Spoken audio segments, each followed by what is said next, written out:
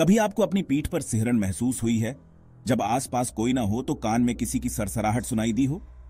आज मैं एक कहानी शेयर करूंगा जो आपको यह सोचने पर मजबूर कर देगी कि क्या सच है और क्या छायाओं में छिपा है। एक अंधेरी तूफानी रात थी भारत के एक छोटे से गांव में। ऐसी रात जो बिल्कुल हॉरर मूवी से निकली हुई लगती है। राम, जो कि 20 के दशक में था, ने शैतानी गली के पुराने सुनसान रास्ते से घर जाने का शॉर्टकट लेने का फैसला किया। लोकल लोग इस रास्ते से सूरज ढलने के बाद बचते थे। वहां भटकती आत्मा की कहानियां फुसफुसाते हुए राम इन अंधविश्वासों का मजाक उड़ाता था। उसे भूतों पर विश्वास नहीं था। बारिश जोरों से बरस रही थी और वो सिर्फ जल्दी घर पहुंचना चाहता था। जैसे ही उसने गली में कदम रखा, हवा ठंडी हो गई और उसकी टॉर्च की हल्की रोशनी अंधेरे को मुश्किल से चीर पाई।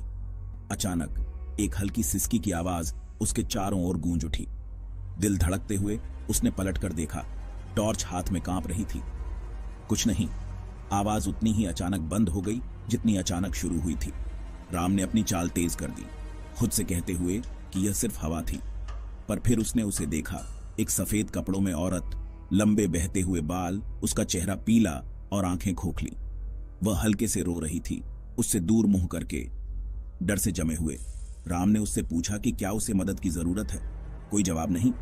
वह और करीब गया और तब उसने पलटी मारी। उसका चेहरा इस दुनिया का नहीं था। दर्द और दुहक में मरोड़ता हुआ वह चली नहीं, वह उसकी ओर तैरती हुई आई। उसके पैर कभी जमीन को न छूते। राम जितना तेज हो सके भागा। उसने पीछे मुड़कर नहीं देखा जब तक कि वह अपने सामने के दरवाजे से नहीं टकरा गया, हांफते हुए और पसीने से तर। उसने दरवाजा बंद कर दिया, पर उसे यह एहसास नहीं गया कि वे खोखली आंखें उसे देख रही थीं।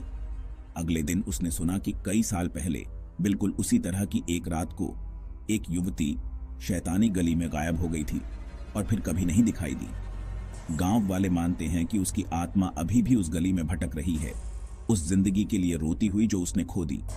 चाहे आप भूतों पर विश्वास करें या न करें, राम का उस डरावनी गली में सामना आपको यह सोचने पर मजबूर करता है